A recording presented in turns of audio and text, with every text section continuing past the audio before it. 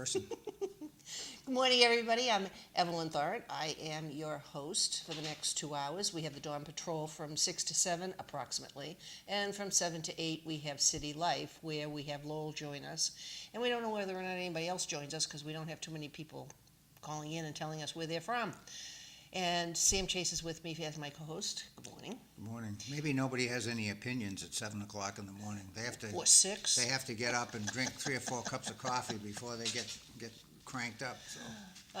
Anyway, John McDonough is behind the camera. At 7 o'clock, we have Sandra Meneses coming in, and she's a Lowell attorney, specialized in estate planning, real estate. So we'll go through all of that again with her. So if you have any questions, I do have questions. I should have written some of them down so I don't forget them, but we'll see how it all goes when she gets here. She didn't tell me she had any other topics, but she always has something that she wants to talk about. And she's always very informative. And when that happens, I do have some slides that I will, from Facebook, that I'll send to John so he can put those up one at a time when I send them rather than having them all lined up, so I have to tell him how far back he has to go on Facebook to be able to access those. Anyway, it was very warm yesterday. And starting out warm today. Yes, a little on the humid side, but we're not in Florida. It did get to like 87 or more yesterday. Which for me was hot. I didn't particularly care for it. finally put air conditioning on, so that takes a lot of the humidity out of the air. I don't like to put it on because it costs more money, but you gotta be able to breathe.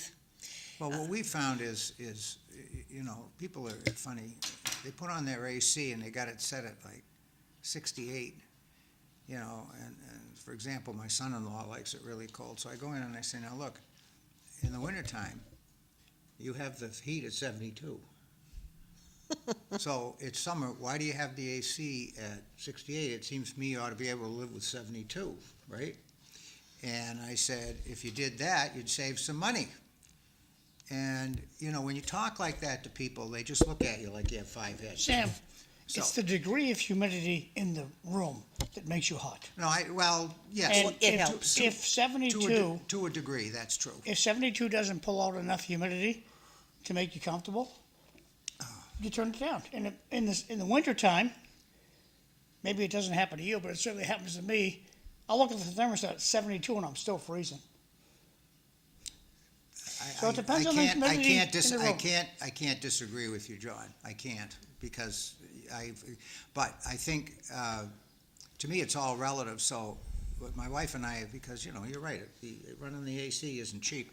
And any youngster's unit I go into, whether it's a house or apartment, condo, it's freezing in there. 65, 66, 67. Too cold. What do you keep there on? 65?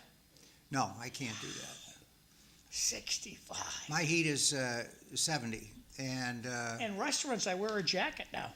but you know, it also depends on the kind of heat you have. So when we first moved to Chelmsford, we lived in a Campanelli house, which is a slab thing, and we had hot water in the floor, radiant heat, which to me is the best heat you can have. Yeah, that's 'cause it nice goes stuff. And because Heat it rises. radiates and the heat rises, we could keep that house thermostat at 65, and it was comfortable.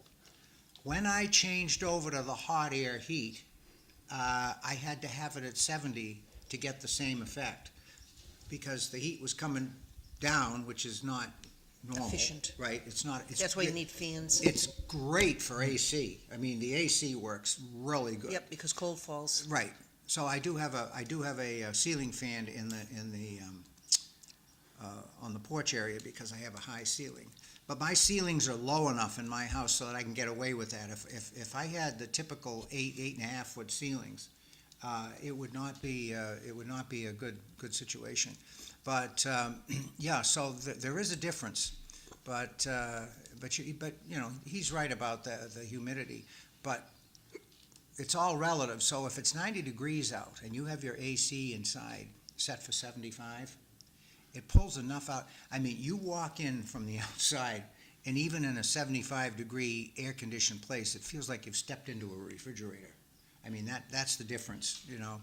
So we've learned to live with a little bit higher setting on the AC in the summer, because, you know, you crank that thing at 68 in 90-degree weather, you're not going to like your electric bill at the end of the month. My father kept it Yeah. at 72 all the time, whether it was Yeah, the a lot of people summer. do that, But yeah. in the summertime, what he would do would be to turn the air conditioners on so he could breathe, because it was too humid. I mean, the older that you get, there are certain restrictions that certain bodies will have. And Everybody's different, too. true. Yeah. And it depends also, I always say that if I'm overweight, I have a layer of fat to insulate me, so I need it cooler. I think that's part of the reason I went north, but that's me, you know, and everybody is an individual. It Right. isn't always one size fits all. And that's why we have discussions to see how everybody feels about that. I mean, when I came in this morning, it's like 71 already. We're supposed to get into the 90s later. That's what they said. Yeah. And then, and that goes through, it looks like it's not going to rain this weekend, which is really? unique. But we'll wait and see, because Yeah. there may be thunderstorms at night, and that's different. They talk obviously. about rain on down south, in, you know, the Plymouth County and the Cape areas, I think, but I don't know, we'll see. I hope, I just want to make a quick point over here. Turn your air conditioner on now. Why? Because right now, the furniture in your house is 70 degrees. The walls are 70 degrees, Yeah. the ceiling. Good There's probably point. a ton of matter in the room you're sitting in. Good point. It's 70 degrees. Yep. Now, if you want to wait till Mr. Sunshine warms up that ton of matter Yep. to 90, you turn your air conditioner on, it can't cool the room down. That is good advice. Yep, so, That is good advice. Turn it on now and be comfortable, because it's gonna be miserably hot for a few days. Well, you know what it's like when you step into a hot car. Your car is 90 degrees, and you turn on your AC. It takes a while to cool Well- it because all the surfaces in the car are hot. So to right. John's point. But there's, right? and there's another point, like if you get in your car and it's hot, you put all the windows down. Absolutely. And then, instead of putting the AC on, you put your fan on so that you can try to blow as much hot air out Right, while you're driving for a few minutes before you turn the air conditioner on. So we have some interesting advice as far as Well, everybody is concerned. And that's usually, if you read your owner's manual in your car, that's what they tell you to do, what you just said. Yeah, Park in the shade. yeah, and that's the other thing. That's if you have shade to park in. But then the downside to that is you get, Sap off the you get the trees. tree sap on your car. So no Right. matter what you do, my father always said, this is one of my father's famous sayings, no matter what you do, it's wrong, okay? That's what he used to say. Anyway, there was a few articles we can talk about, in the first hour here. One is, and that would be close to where John is in New Hampshire. I actually And- read your articles this week. Oh, okay. And that was the police are working across New England to prevent beach takeovers. And That was news to me. Was that news to you, to read that? well, I didn't know how Yeah. organized it was. Right. And so they've organized it on social media. So they'll put it out. So if anybody watches us consistently, and anybody's still out there watching us this morning, there was an event in Hampton Beach where 50 people were arrested, which John knew about. We talked about that a couple of weeks back or last week. Apparently, this must be a thing on all beaches everywhere for whatever reason, and then people get into brawls because they get, quote unquote, hot under the Evelyn, when you were a teenager and you went to the beach, didn't the boys fight? I have no idea because I didn't go to the beach when I was a okay. teenager. Sam, when you were a little Yeah, boy and you went yeah. to the beach, didn't the boys fight? Oh, yeah. Yeah, we And that did. was in the last century. Yeah, we did. Right, Boys, but now it's organized so you have massive crowds rather than Yeah, that's- whoever just sort of shows up. Evelyn, I remember back in the 70s, driving down the beach, newlywed was 1976, driving down the beach, got pulled over by the cops, and there's kids all over the place. They pulled the can from between my legs, and it was a Fresca, and the cop said, "Have a nice day." Fresca. They still make that stuff? Oh yeah, I love Fresca. They just put it back on them. It's no more. They don't have any pulp in it anymore. It's completely a manufactured drink now. But I do enjoy the taste. I remember when it came out in the early It's got like 60s. grapefruit When in we it. It proceeded was, down the yeah, street, like a grapefruit flavor, right. I when we always liked, proceeded down the street, Yeah. kids were running across the hoods of cars, running completely over cars oh yeah, I remember that. up the boulevard. And this is in the 70s, and there were thousands of them. Yeah, see, it may Boys not. will be nec- boys. But I don't think it well, was. now you got girls, so they. To Evelyn's point, I don't think it was as well coordinated in advance Well, that's what as the it is- article was about. As it is today, yeah. Right, the article was about the access Right. on social media. Right. And I'm assuming that the police now have access to Oh, sure. social media Sure so they they do. can see what is actually going on. So everybody wants to be aware that if you go into the beach, be prepared in case, because you have no idea how some of this stuff works. It's kind of like all of the quote-unquote protesting that happens across the country, and that's all very well organized, Oh, yeah. and it's organized through social media and emails and all kinds of things. If you can possibly trace it back, you'd know exactly who's organizing it all, and maybe they do. I don't know. But Well- everything is a well-oiled machine lately simply because of the internet. It's very interesting, and John will be interested, and maybe you already know this because you're a Hampton resident. But several years ago, I was doing research, and it was a police situation, and I looked at the development of the police department in Hampton. And about 80% of the reason for the formalization of law enforcement, police department development in Hampton was because of the summer and the beach activity. That's why they really had, in the early days, it was like a constable, right? and the selectmen actually were the police and the constables and so forth. But the activity back in the early 1900s got to be such on the beachfront that they had to beef up their police. So the police department in Hampton really was developed mostly because of the summer beach activity. Okay, and I found that to be very interesting, all right? Well, when you go from a town that has a population of 10,000 Yeah, to a population of 200,000, yeah, it's amazing. you need more cops. Oh, absolutely. So, but that was the thing, and whenever, you know, I read like a 75 or an 80-year history, and almost all of the activity, the law enforcement activity was, you know, summertime beach type activity, which was found that to be very interesting. So, but so I guess things haven't changed much, except it's better organized and better coordinated in advance, you know, through the social media, which is, I don't know. Well, anyway, so. Good and bad, good and bad. Everybody has for- to be aware, right. you know, of all of the stuff like that's going on.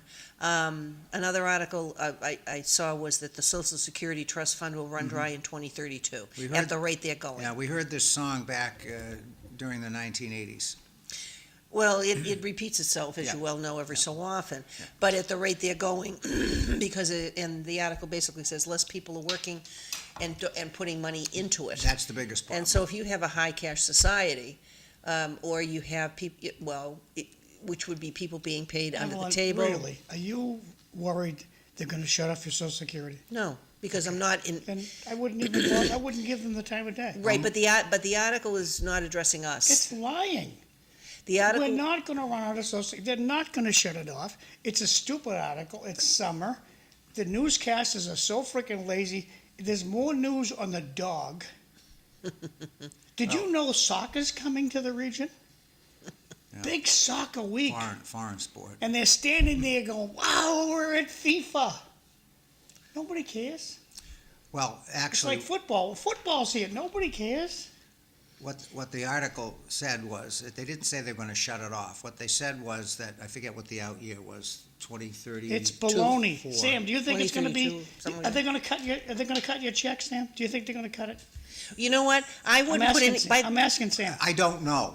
I don't know. Really? Okay. What I know do definitely they're not what going I- to cut your social security. What I do know is, if you read the article, and I know enough about this, because I have done enough reading about it, that the article, what they say in the article is accurate in terms of the amount of money that's being allocated to the Social Security Trust Fund versus the number of people collecting. It's an upside down situation, and what you have to remember is when Social Security was started, and they don't tell you this in the article, there were 13 workers contributing to every one person taking out.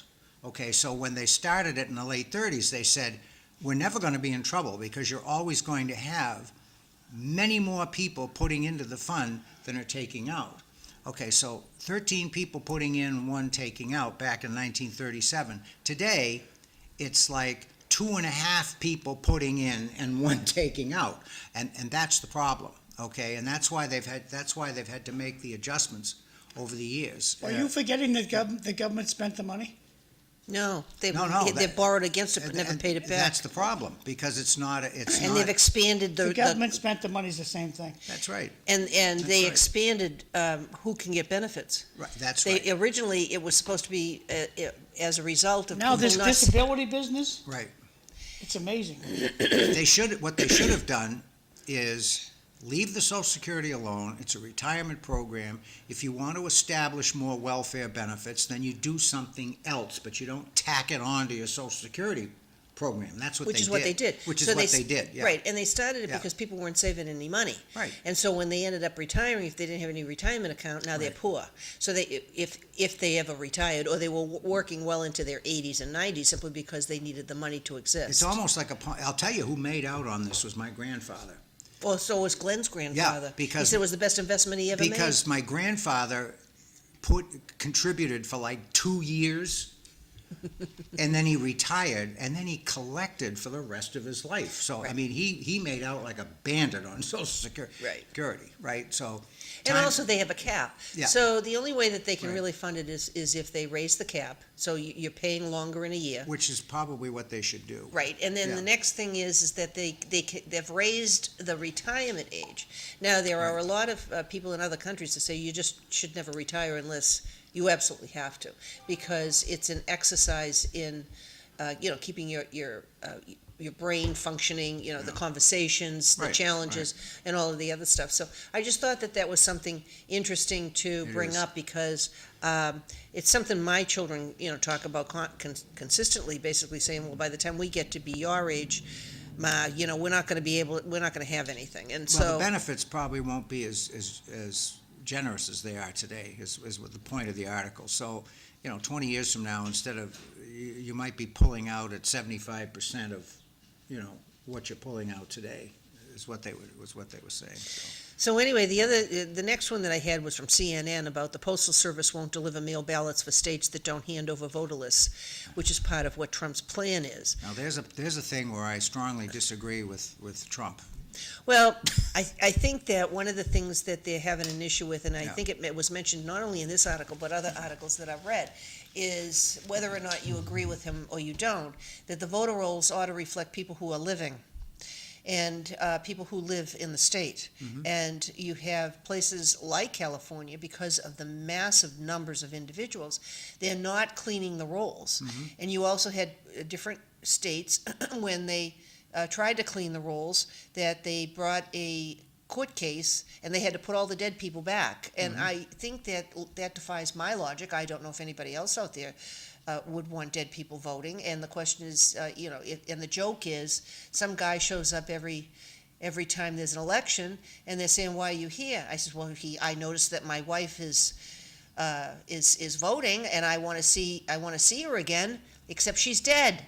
So there's all kinds of interesting things that's out there with regard to voter and voter analysis.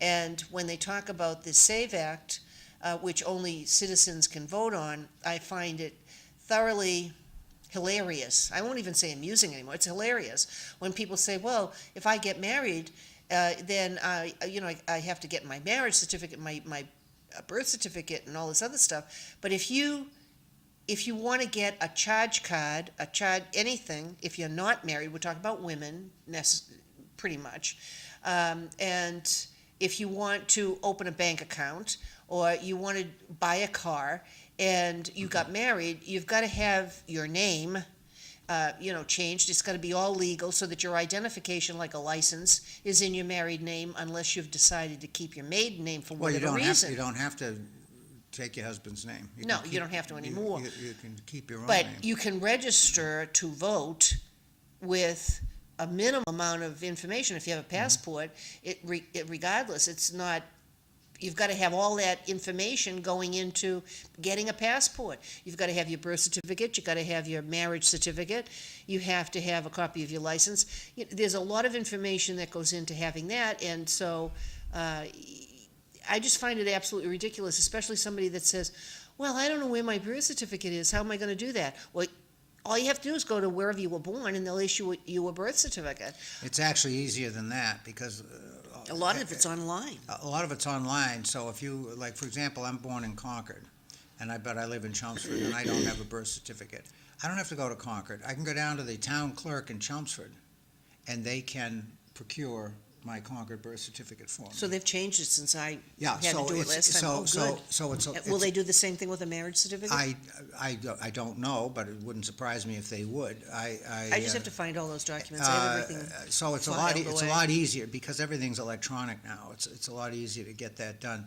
But the problem I have is this: the elections in this country are supposed to be managed by the states. Now, the fact that the state, and you use California as an example, is screwing it up, is, to me, not a justification for the federal authority to step in and take over the management. They need to clean that up. There are other things at the federal level that the federal government can bring to bear on the state to fix their election things without having them meddle into the elections.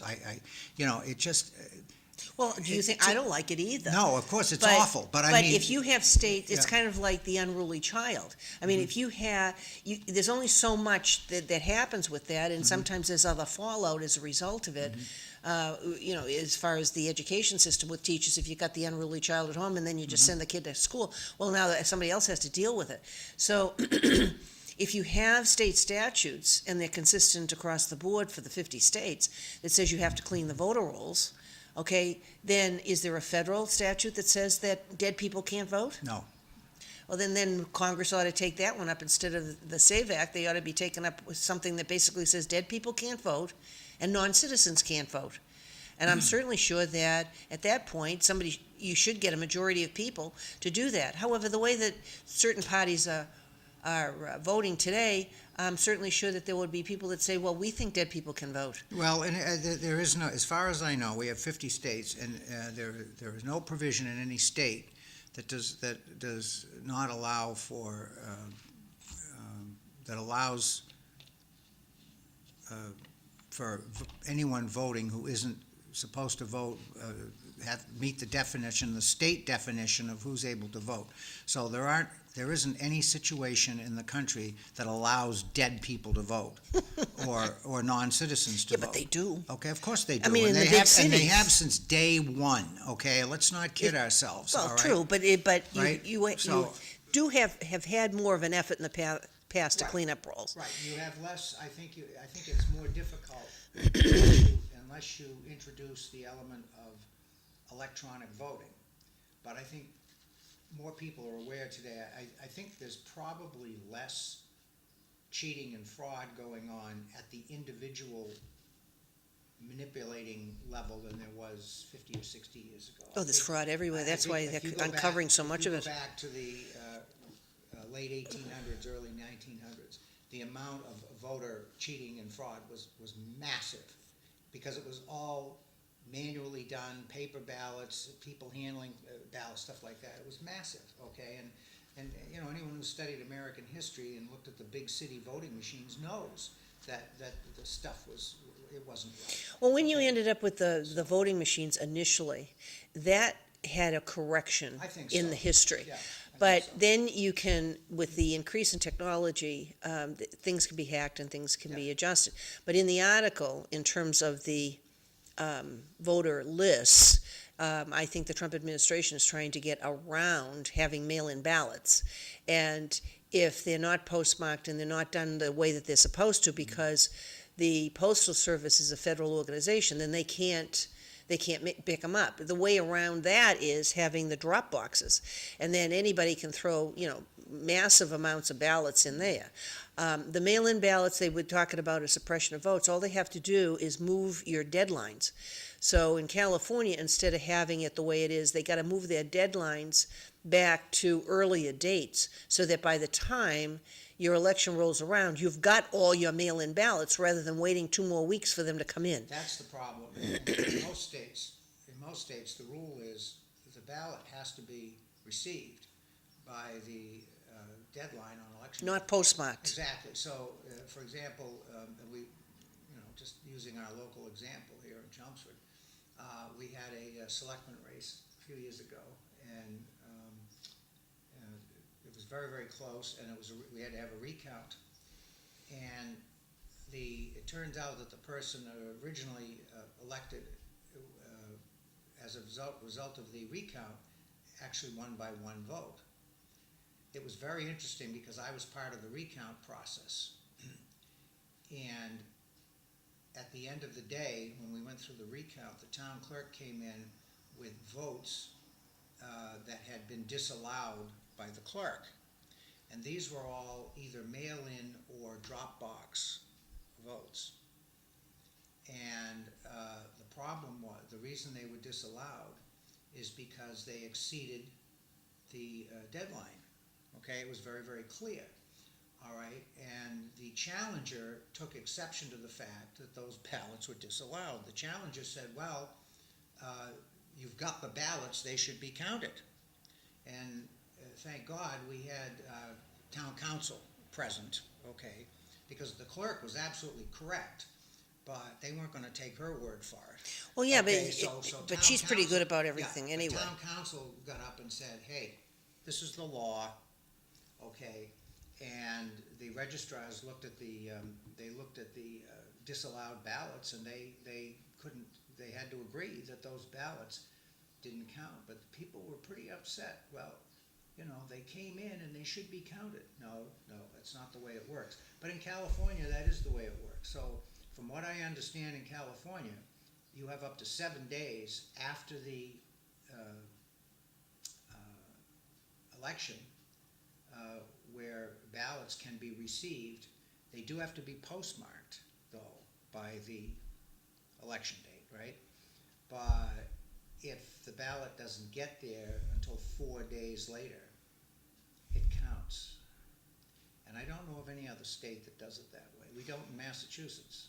Well, I think that You know. they're giving people far more options. So instead of having a voting day, you've got a voting month, or voting 6 months, or Yeah. voting 3 months, or whatever the thing is, and that's not the way it was intended. I'm not, yeah. And I'm not into any of that. No, I'm If not I either. can vote before or on the day of election, regardless of whether I'm in the state or not, and I can pick up a telephone, never mind internet, you know, or anything else, if I'm limited with that, or even a cell phone. Right. You know, you can call up and have things mailed to you on an individual basis. And as far as mail-in ballots go, if people request them, that's one thing. If you blanket the state, that's a different thing, where everybody on the That's rolls wrong. that whether they're there or they've moved, and they don't take them off because you know they've Yeah. moved, and that- you don't have communication from California another does state. that. Most states don't do that. Yeah, so they're California does that. right, and to me that's a faulty. Oh, it is. No, it's not right. It's not right. Regardless of whether or not it's national or local.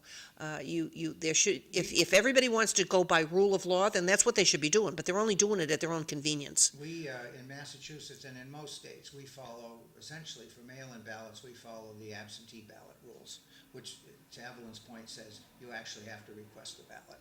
All right, and then you either go down to town hall.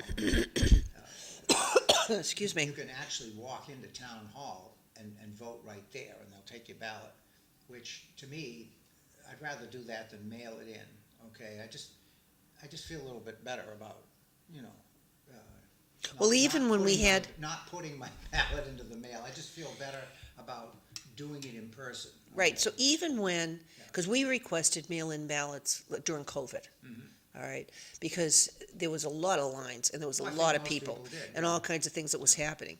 But I didn't mail it.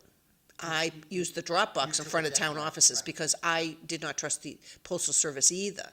And just as an aside, one of my cousins is getting married, and I had a text message from her mother that said, "Did you get the invitation? We're having a problem with the postal service." Oh, yeah, it happens. So there's a lot of crazy areas, you know, it's not all black and white, it's fairly gray. And if we're talking about what's going on, you know, with the government, or especially with local government, Massachusetts state legislature is taking up whether or not to have red light cameras, so that if you go through a red light, takes your picture, you're sent a fine. And what was interesting was whoever this Michael was that they referred to in this article is from Chelmsford. So there must be an issue, for instance, in the center of Chelmsford. Well, you know, it surprised me when I read that. I thought we already were doing that. And I don't know why I thought that. For some reason, I thought that was already in place in certain places, but I was Well, wrong. we don't know whether it is, but if somebody was doing the research on the article, then they should have brought up the fact, well, you know, they're at Drum Hill, they're in the center of Chelmsford. But overall, as far as speeding goes and violation of the road regulations and driving regulations, there's a lot of new technology that's out there to use to catch people. There was one article I read, and I don't know if it was just a spoof or not, in that they can use drones. So instead of having radar, you can have a drone above you if you've got enough, whatever's going on, and then, you know, the If you're drone can keep. speeding, they'll drop a bomb on you. So the drone can Slow down. be right there with you. It's kind of like, remember when they used to have the white lines on the side of the road, and they'd say that the aerial police were watching what was going on? And that they, if they had the markers so they could determine how fast you were going that way. It's really amusing, but no matter what, if it's raining out or if it is snowing, it is very hard to do anything with radar or laser. That's true. So, just for anybody's information, but be aware that the cameras and the lights and the tickets are coming to a town near you. Well, when I was a kid, we used to say, Big Brother is watching you. Oh, yeah, we used to do all of that. It's even more because there's cameras there are cameras for surveillance on a lot of the intersections throughout the country. Right. And they also have the cameras, but they're not cameras that are picking up speeders yet on major highways. They're on 95, they're on 495. You can see them. I always tell people, look, if you're on the phone, assume you're being recorded, okay? And if you're out in the public, assume you're being videoed or photographed. I mean, it's very difficult to escape these things.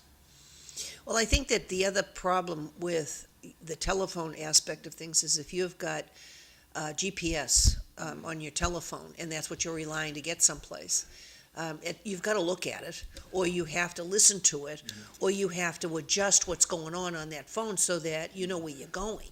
Sometimes it's wrong, though. Where you're going? The GPS, I mean, I find it's usually... There are It's glitches. pretty accurate, but there's been a couple times where the GPS has sent me down a rabbit hole, right? So it does happen. I had that happen coming out of Boston where it took me through, I don't know, all the back roads. It was during the wintertime, coming out of Revere, and it took me off Route 1, and I'll never do that again. That was ridiculous. I wasn't afraid of anything, but I don't think I made any extra time as a result of it. John likes to say the last century, so I just got a newer car. And the car I have now has the screen in the dashboard, and I have Bluetooth, so I can, and I haven't had this before. Now, my wife's had it in her car, but I haven't had it. So I'm finding this very useful. So I can connect the phone to the car system, and I can get everything on the phone through the car audio system. And You like it, don't you? I do. I like it. I'll tell you what I really like is I have Pandora on my phone, so I can play all the music that you can't get over the radio. You know, I can play that through the Bluetooth on the phone, but on the GPS it's good because you set your phone, and then you're not having to pay attention to the phone. The instructions just come right through the sound. Now, of course, people watching this show, they're saying, "Chase, it's about time, right?" Because we've been doing this for years. But this is new to me, and I actually I kind of fight technology sometimes, but in this particular case, I happen to think this is pretty neat. So I'm using it. Yeah. Can we back up to your speed camera idea? Go ahead. Yeah.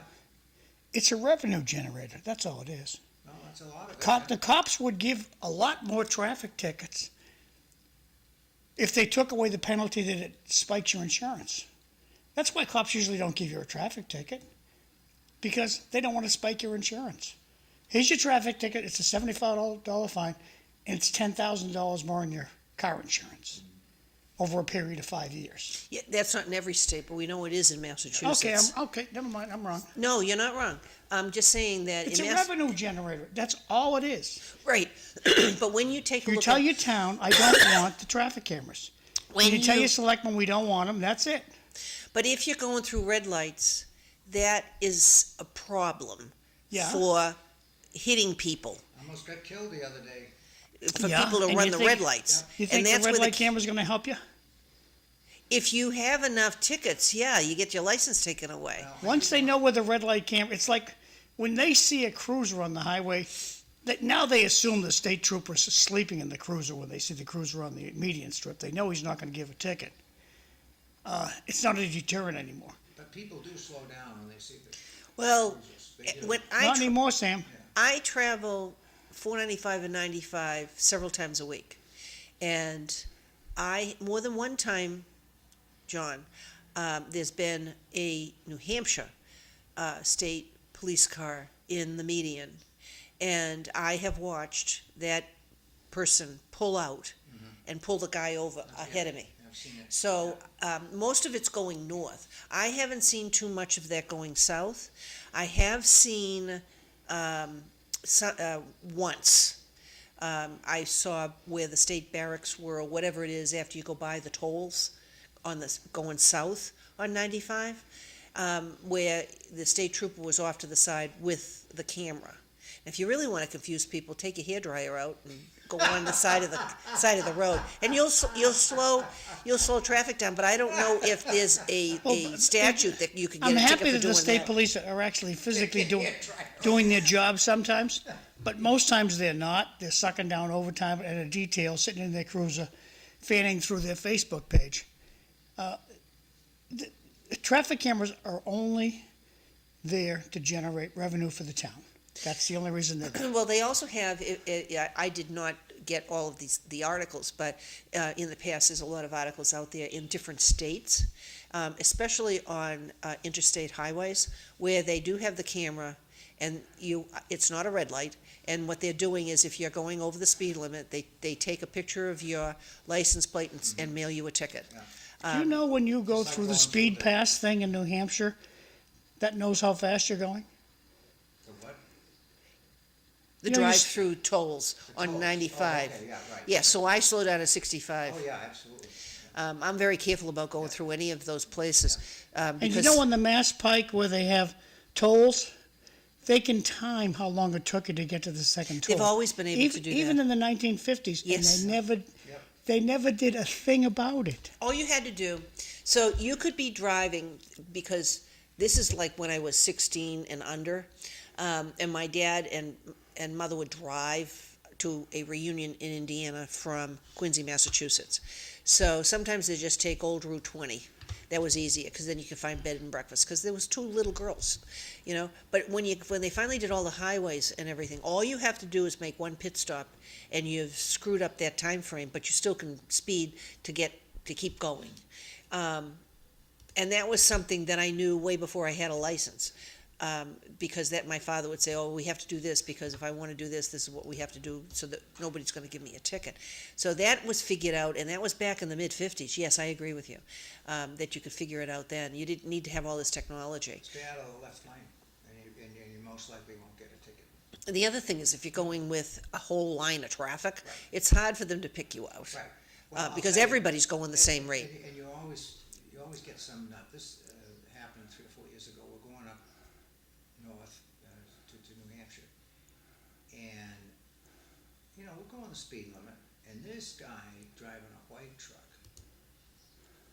shoots by us, must have been going 100 miles an hour. And not only that, it's cutting in and out. And my wife says, "Where's the cop When you need them. when you need them?" Yeah. And she, no sooner had she gotten those words out, the state trooper, it just happened to be on the highway, and this guy was going so fast he probably didn't see the cruiser, right? The trooper took off after him and nailed him. Right, but there needs to be And- more of and- that, which is and unfortunate that doesn't I happen. thought to myself, I wish, because that guy that was dangerous what he was doing. I mean, he could have caused. But there's a serious lot of it, and you don't have to be in a big white truck either. That's the kind of guy you want pulled over. Right. And the interesting thing was the state trooper, pulled him over in New Hampshire. And my wife says, "That won't stick." I said, "Oh, yes, it will." I said, because it is a well-established principle of law that a police officer in pursuit is a police officer everywhere.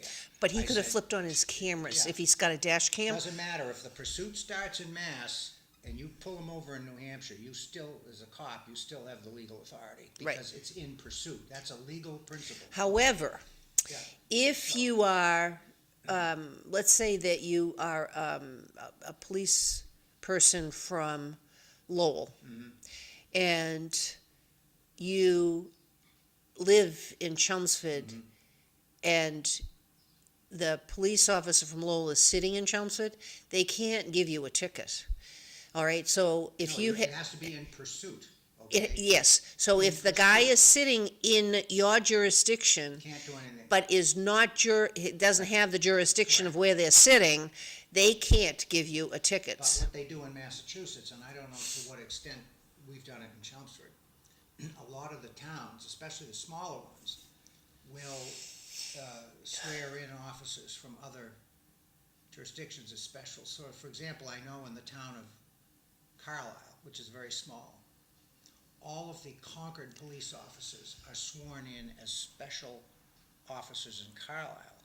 So a Concord officer can make an arrest in Carlisle. A lot of the smaller towns do that. I don't know. It's kind of like that mutual aid thing. Exactly, and I don't know to what extent Chelmsford and Lowell and other towns around here do that, but I do know that it's done, but that mechanism is available. I think it's a good idea, okay? But you're right. I mean, the officer would not have any authority unless he were in pursuit. Then he could make the arrest. Right, so if I have, my car here and my property line, the boundary is here, and the guy's sitting here, okay? Can't do anything about it. And you're coming down, there's a whole lot that can't happen. Right, But people need to know that and be aware of it. But because of the increased activity with the phone, you can ask your phone all kinds of stuff, Right. making sure that you make reference of whatever the state is and or the town. So, speaking of driving, we are always talking about different kinds of vehicles, and there was another article I sent to you about a mechanic realizes that the check engine light. So, I wanted to address the check engine light. Please. Because there's so many people, especially not necessarily women, but generally people that may not know what's going on with vehicles. And if a check engine light comes on, what do you do? So usually what happens is it's very important that you get to a mechanic, or you just don't keep driving. Now, if you know your car really well and you've changed the oil so you know you're not run dry on your oil, which is one of the things that people don't know how to do, that's one thing. But what this article pointed out was even if you have a gas cap that is slightly ajar, your check engine light may come on. Now, That's half the time of a check engine light is your fuel or combustion system is usually why the light goes on. Right. so one of the other interesting things, because I'm looking at this article and I'm saying, but I don't have a gas cap on my car, my new one. How So does that work? So there's some kind of a seal. So where you put the nozzle, I gotta be careful what I'm doing here. So when you put the nozzle in the seal, it'll push it open, and then it snaps it shut. Oh, So so it's there's on the no- inside, it's okay. like an automatic thing on the inside. I got Now, it. in order to be able to get to that, years ago, that's you just could open up the door, Yeah. and that's fine. But in order to open up that door, the driver, if you're in the car, that is, the driver has to get out of the car, or what I have to do is disengage my seatbelt and open the door if Glenn's going to put gas in the car and I'm driving. Because other than that, that's not opening. It's locked. Okay, So- so you have to do something from inside the car to get the. Well, it's all, and this is all electronic. Yeah. When I had my 2008 Odyssey, in order for the gas door to open, and there was a gas cap on that one. What I had to do was I had to actually hit the mechanism Right. that was on the floor Right. to be able to do that. But now it's like an automatic thing. Yeah, But so in order, that was a mechanical thing. Now it's electrical. It's an electric thing. Right. and then when my dad had cars and I was growing up, he had a lock on his gas cap so nobody could siphon the gas out Yep. because you didn't have all those checks. Right. On that particular part of the car. Oh, the dealers back in the 50s and 60s, that was an option. They always tried to sell you a locking gas cap. Yeah, well, he For did that because reason, because at the time when gas went up, then, and I'm going back 40 years or more, people were siphoning gas out of cars, They certainly were. and so it's not necessarily a new thing. I just hope that Now they steal your catalytic converter. that's true. But there's a lot of other things they can also be doing. It's like Unbelievable. crazy with what people think to do. And remember that also back about, 15 15 years ago, people were stealing copper out of people's houses. Yeah, big time. And I don't know if anybody in the area recalls that there was several individuals that tried to steal the copper off of one of the transforming stations and blew themselves up, because there's a reason why you have a sign that says high voltage on it and locks on the gates that go into it. Maybe these people couldn't read. Well, I don't know. Maybe they didn't realize what it all meant. Oh, boy. They were looking at money. Well, I mean, it's unbelievable the lengths that some people will go to. So anyway, so we have about 10 minutes left. There's a lot of other stuff I can talk about, obviously. Yeah, so actually, this week, I actually read your articles. They were very interesting. I try to cover a lot of territory because just talking about politics is crazy. There was one. Because there's nothing you can do about it. Yes. So there was one. I did send it to John, and it was the first one that you would have on your messenger, John, and it was the Cambridge-based Draper Labs expands the Lowell facility. My husband worked for Draper Labs for a long time, so he is going there for a meeting today. And it actually shows everybody what it does look like. Where is it? In Lowell? It is in one of the mill things. Oh, okay. Let me see if it says the Laboratories Impact Center on Dutton Street, Oh, Dutton. So I wonder why, not far from City do you know Hall. why Draper decided to expand into Lowell? I think we should ask Glenn that question Yeah. instead of me trying to recall. I mean, I can tell you what I think I heard, and that a lot of people don't want to go to Cambridge Well, and I work. can understand that. The So- commute is terrible. Yeah, so in order to have engineers and things like that, if you expand locally, Yeah. then you have more options of having people in suburbia actually want to work for So you. they made the determination that enough of their employees lived outside the I don't city. know that. Yeah, I don't would know make- that. That would make sense, yeah. But anyway, it said that there's a $105 million integrated microelectronics production and advanced chip technology facility being developed by Wexford Development LLC. And that was something else. Good news for Lowell. Yes. And it's an article in the Lowell Sun. And there's a lot of details with regard to that. We have Glenn come in, he can certainly talk about that. So I thought that was an interesting article. As far as something that was more local. You always like it when there's commercial expansion in your area. Yes, and then what I also find ironic, there was another one from the Sun News, and that was the one right before I sent this one to John, and it talks about the drought in the Merrimack Valley, and how even though we're getting all this rain, it's not enough. No, it isn't. And what I We're 9 inches behind where we're supposed to be. well, I and think I read that somewhere. right, well, they got to catch up with stuff. There are drought conditions that's through New Hampshire, part of Vermont, Maine, Gotta have water. folks. and a lot of the wells have dried up in those areas. But the irony that I find in all of it is all the data centers that are taking the water and the electricity, and there are people in many of those communities across the country that are complaining about brownouts or not having enough electricity to run in regular cities, towns, suburbia, whatever, it doesn't matter, and they don't have enough water. And they did that in Georgia, where there was a drought, and now it takes all these gallons, and at one point they weren't paying, now they're paid up for that. But when you take a look at the data centers, and I want to know why do we have to have so many of them, what China's doing is putting them in the water, so the ocean will cool the data centers. Problem with that is if you have enough of those, it's going to raise the temperature of the water in the ocean. It'll fry the So I would like to challenge all of the climate change people So I that go truly back to what my believe, father said, no matter what you do, it's wrong, right? pretty much. But I mean, you got to have enough foresight with regard to that, and you just can't have a double standard every time that you have an issue.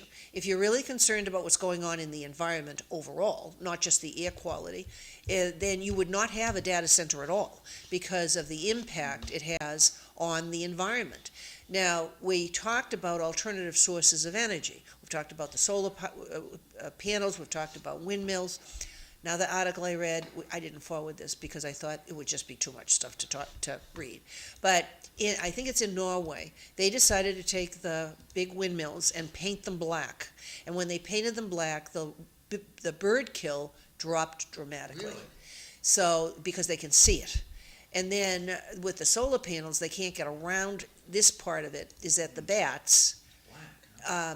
are, when they ping surfaces, they are thinking that the solar panels are water. So they're having issues with regard to what the solar panels are. This is a little off the subject, but I'm glad you said that, because for the last 3 weeks, I had a problem with a bird constantly banging into my window on my sunroom. And we thought the bird was mentally disturbed, right? Because people thought that after that bird slammed into the window a couple of times, They'd figure it out. it would get the idea that it, but they kept it up, and then finally, last week, the bird hit it in such a way it broke its neck, and you know, when I was out cutting the grass, I saw the dead bird with the broken neck, and I said, well, this is the bird that was, so, but what you just said, I never thought, because we're trying to figure out why is the bird doing that, right? And maybe the bird thought it was water, okay, the glass. You know. Well, they can see through it, so they're Right, thinking they can so- fly into it. Right, so I'm thinking. That's but- interesting, Yeah. because on occasion we'll see if it happens up at the lake, because we've got huge windows. Yeah, but maybe, I had a female cardinal, yeah, this is probably now like 6 or 7 years ago, consistently try to get through my octagonal windows to the point at which you saw blood on the glass. yes, that's what was So what I did happening. was I had a stuffed cat, so I put it up in the window. Then it moved to the other window. Okay, so it saw the cat. Yep, and it moved to the other window. Then what I did was I took down the shrubs so that it didn't have a place to land. And after I took down the shrubs and I put the 2 cats in the window, it stopped. But it was really eerie to have, it's because there's spiritual significance to cardinals. To have this cardinal show up at a certain time every day, And you're not even Catholic. and a female cardinal, because you can tell by color. That's And then at one point, she brought her mate, and he would sit and watch what she was doing. I mean, I'm like, what is going on I with don't know, this? these animals. And I'm just trying to reference what you're talking about here, and I can't find it in your text. I got the fancy dinner you guys went to. Yeah, I'm going to talk about that. But in Messenger, can you get to Messenger? That's where these articles are. It would be wonderful if you stuck with just one thing to look, but that's okay. We'll go to Messenger. Well, I if was you looking in the want, wrong spot. Sorry. no, it's okay. How silly of What me. was the dinner on? So the Microwave Theory and Technique Society is one of many of the societies that are under the auspices of the IEEE, which is the Institute of Electronics and Electrical Engineers. So microwaves is one of them. I mean, they have got a variety, a whole list. If anybody wants to know the whole list, you can look it up. I mean, computers are there, chemistry is there. I mean, there's all kinds of stuff. So they had the convention center by the Westin Hotel, which is huge. They started at Heinz. Glenn is affiliated with that. Yes. All right. So they started at the Heinz umpteen years ago, and next year will be their 75th anniversary, the MTT, in existence. Glenn has not been a member that long because he's only 76. He's only 76. Right, and he has run several, and was involved directly with a lot of the tech papers and all the different things. So what they have, as far as the convention goes, is there's, in the convention center, they have all of the booth spaces for all of the technology that's out there, where they're selling their products to whoever the engineers are that are participating in the event. And there's a lot of conventions for anything and everything. And then they have a schedule, a calendar, where papers on the different technologies are presented that people have written, so that you can ask questions about the new technologies coming up for your company. So I got The food was good. 55 messages here from you. Well, I started with the first one, and so we already talked about that. That's Draper, and the second one was the drought. This says residents are being asked something. Yes, the residents are being asked to conserve the water, and in the article, it tells how the way you can conserve Does water. it say 3-piece to a flush yet? 3 what? 3-piece to a flush. Well, you can make more of them if you want to. What's that? Well, there's a statement that says, if it's yellow, let it mellow. If it's Oh, brown, jeez. Oh, flush it down. Oh, my God. Just in case you wanted to know. See, Sam's always had plentiful water. But I remember when we'd go to the camp at, a guy by the name of Jack Fitzpatrick had a camp, and his rule was 3-piece to a flush. I think people who are on septic systems sometimes have to do some things like that if they're having trouble with their leaching field and so forth. You're trying to conserve the amount of water you put into the ground. So anyway, if you access the article on this in the Lowell Sun, it will tell you all the ways you can conserve I water. wonder how Poland Springs doing. As far as I know, they're doing okay. Do they have enough water up there in Maine? They must. I haven't researched that. Glenn did. Glenn did an analysis of all the different waters out there, including our tap water, as far as solids go and all of the other stuff that he had with it. And like I said, if we have him in, he can discuss all of that stuff. So this is what, the dam in Lowell? Yes. Yes. Now, if you If you the go- Pawtucket Falls. right now, if you go 1, 2, 3, the fourth one, you have an announcement from the Massachusetts Department of Transportation. This one That one. What do they say there? from Mark Lombardo. Yeah, he's a legislator from Bill Ricker. Right, so it talks about the long-term closures on Route 3 northbound, our Route 3 up here. And so for everybody to be aware of that, that starting on Friday from 8 p.m. to 6 a.m., then there will be lane closures. So if you're traveling on Route 3, you will have lane closures.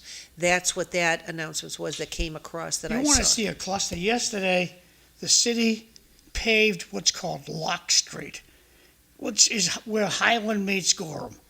They paved that they just put a skim of hot top on top of it to smooth everything out.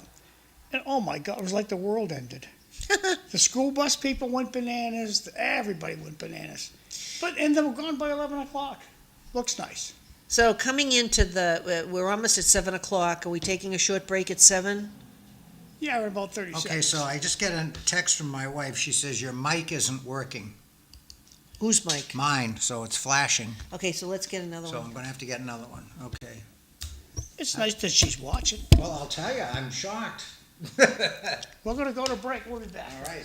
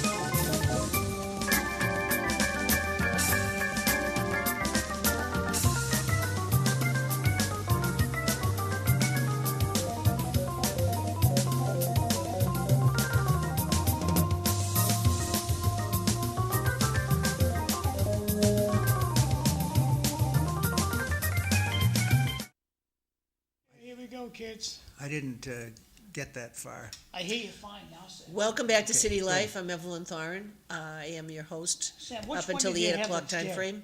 Which one, what? Which mic did you have that's dead? The one, this one here that you. Okay, so it's good. It's on Yeah. its side. Excellent. Yeah. Thank you. Sam Chase is my co-host. Thank you for getting up extra special early. We've already been here since before 6.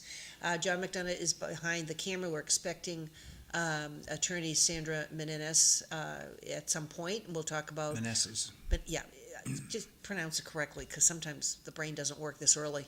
I need more protein instead of just having a cup of coffee. Have to give you a course in Portuguese.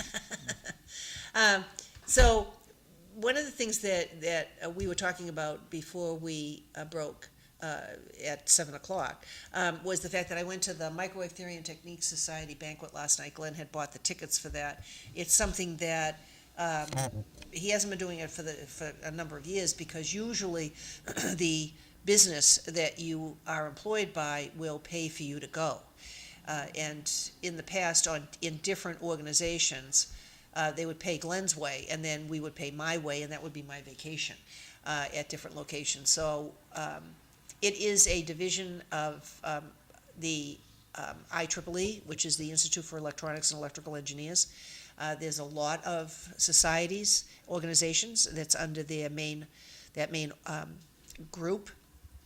And so next year will be the 75th year of it. So we had the banquet last night, which is kind of like a deja vu moment for me. It was at the Westin, the banquet itself. There wasn't that many people, but they're doing things differently than they used to. We did walk the vendor floor, the industry. They rent the booth spaces. They're there to advertise their products, try to solicit more businesses. From engineers that would be attending. There was a lot of Asians that were there that we noticed. And it used to be that Glenn and I were the youngest, and now we're like the oldest of people that are there. It's like a deja vu moment for me because I've been doing this since 1983, I think it was, going back and forth and meeting up with an awful lot of people across the country. And I did send John and Sam a picture so they could see where I was. And then I sent John a picture of the menu. And we always talk about food on this program. And it was a pricey meal as far as I was concerned. I don't know if John has a picture of the menu. But I think you sent that in instant message. yeah. Okay. And so there was a salad. They had wine, and the two types of wine, there was a Sauvignon Blanc and a Pinot Noir for people that wanted to do that. They had a dinner roll, obviously. Yep, that's the banquet hall. You can see the big screens. They also set up awards, so you have all kinds of awards coming from MTT for papers, for young engineers, pioneer awards in people's memory that they've been doing for many decades. So the next picture I showed you, it would be the menu, which I thought was very interesting, considering we talk about food very, very often on this program. And on the menu, there it is.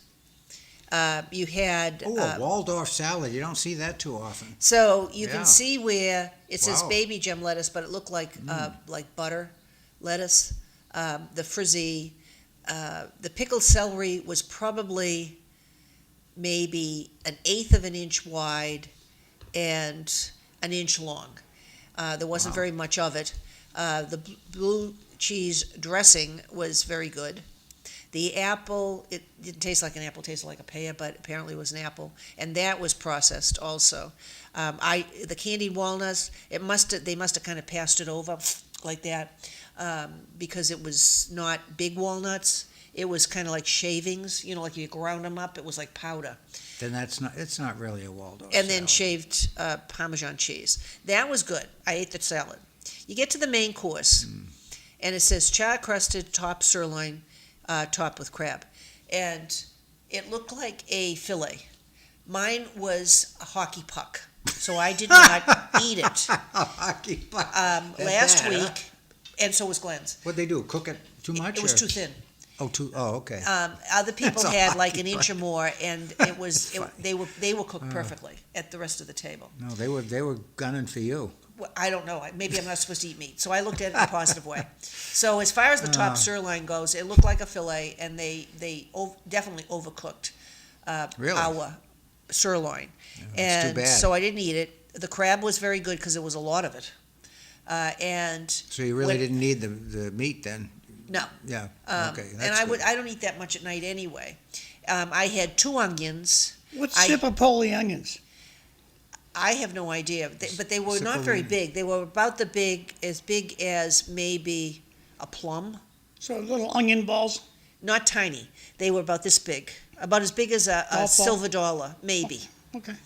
I had 2 pieces of broccolini and 1 carrot. Okay, what's the difference between broccoli and broccolini? Broccoli, well, they have 2 different flavors, that's for sure. And Okay. then I don't know how they're related, except that the top of the broccolini looks like a little like a piece of broccoli. But it's a Okay. long stem with just a little bit on the top. All right, It's okay. not like broccoli where you've got like a big. I would area. guess it's broken up pieces of broccoli. They call it broccolini. No, it's different. Broccolini is different. I don't like it. It's more bitter than broccoli. But it's in the broccoli you al- family. I didn't look that up. I but guess. I I'm don't assuming know. that it Who is. knows? And there's also, there's a Yeah. long stem and there's a lot of leaves. And broccoli doesn't have a lot of leaves. Oh, I like broccoli. The dessert, I should have taken a picture of this. Golden caramel bar. Right. So what they had done was they had made an oval about, I don't know, maybe 4 inches and an inch across of chocolate that stood 2 inches high. Oh my And they God. filled it.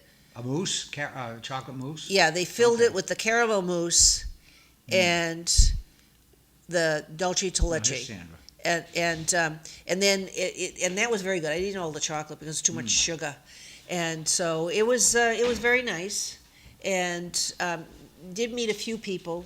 Most of the people that we normally meet either are retired or have passed on. You can make yourself a coffee, or we can make you sit down, whatever's good. I'm gonna, and you're gonna sit next to Evelyn. I'm gonna move, Sandra. So Evelyn, where was this dinner? This was at the Westin in Boston. Okay, because I'm impressed that they put was the dinner free for you guys? Oh no, you had to pay money. It was significant. Because who's MTTS? I explained that's the Microwave Theory and Technique Society as a. Oh, I'm sorry.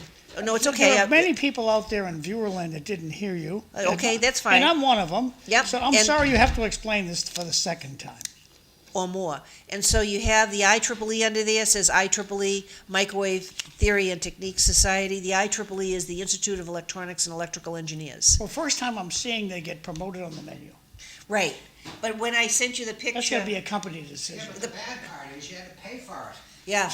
Well, you pay for it, but still, it's a nice touch. And the sirloin for me was a puck. I didn't eat it. It Well, how much awful- was the awful dinner, puck. Rev? $75. Not Well, bad. you'd pay that much at Prime 41, wouldn't you? Yes, but at least I can eat it and send it back. No, that's true. And or. But it wasn't like everybody's meal was a mess. And like I had said before, it says baby carrots. I had 1. And in the broccolini, I had 2 small pieces of broccolini.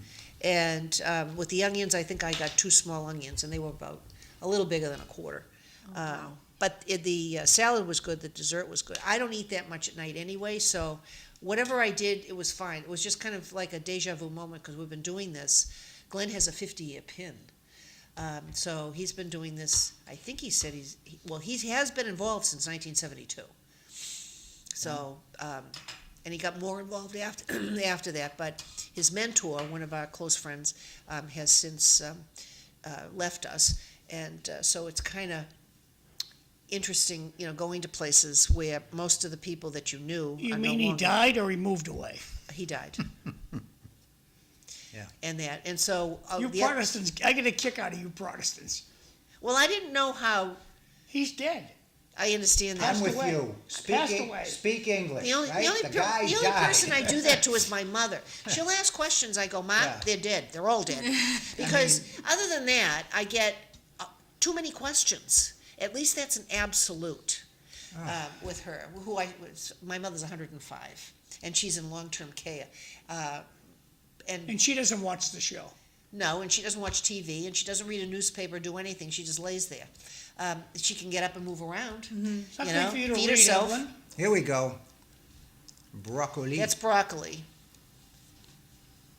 Okay, I gotta look up broccoli. We're looking for Broccoli. broccolini. Yeah, Yeah. Broccoli What's- can be sour though, right? it's very bitter. Better, yeah. Yeah, it's almost like if you eat dandelion greens in August. Sounds to me like they bought the wrong stuff. No, it sounds better than having broccoli. Broccoli is a standard, I hate to say it this way, middle-class vegetable.